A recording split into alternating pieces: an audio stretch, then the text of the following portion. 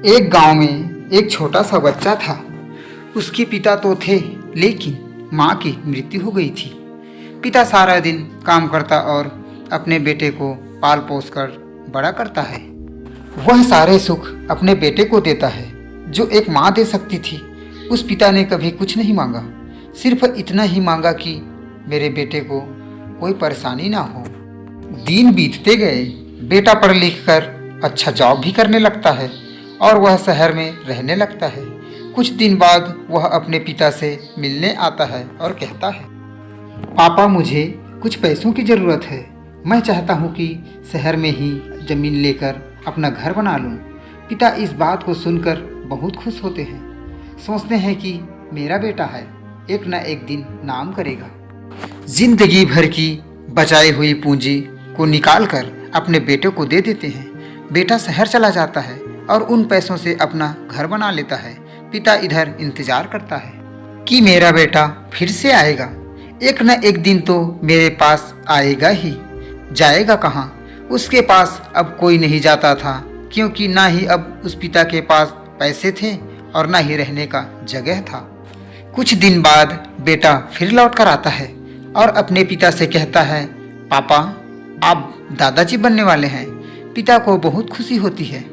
इस बात को सुनकर वह कहते हैं, तू मुझे मेरी बहू और पोता से कब मिलाएगा? बेटा कहता है, बस पापा थोड़े दिन और। पापा मुझे कुछ पैसों की ज़रूरत है, क्योंकि आजकल थोड़ा जॉब में खींचबीच हो रहा है, जिसके कारण मुझे कुछ दिन के लिए सस्पेंड कर दिया गया है। पिता के पास कुछ नहीं रहता है देने के लिए, लेकिन फिर भी कहता है, अच्छा बेटा तो रुक, मैं अभी आया कुछ पैसों का बंदोबस्त करके।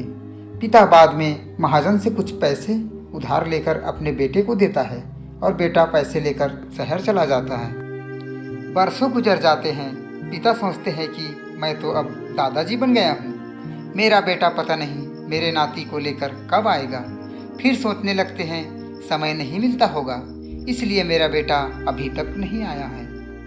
तब तक महाजन 2-3 आदमी को लेकर उस पिता के घर पर आता है और कहता है कि आपके वादे के मुताबिक मैं पूरे 3 महीने बाद आया हूँ अपने पैसे ले जाने।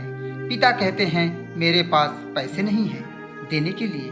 महाजन कहता है, जब पैसे नहीं देने थे तो तभी पिता कहते हैं, ठीक है रुको, मैं तुम्हारे लिए पैसों का बंदोबस्त करके आता हूँ। और वहाँ के नज़दीकी अस्पताल में चले जाते हैं। वहाँ जाकर अपना ब्लड डोनेट करते हैं और अपनी एक किडनी बेच देते हैं और उस महाजन का कर्ज छूटकर किडनी बेच देने के बाद उनकी स्थिति और भी खराब हो जाती है और वह उस राह में जी रहे होते हैं कि मेरा बेटा एक दिन आएगा ज़रूर। इस आस में जीते जीते एक दिन पिता की मृत्यु हो जाती है, परंतु उस बेटे को पिता को आग देना भी नसीब नहीं हुआ।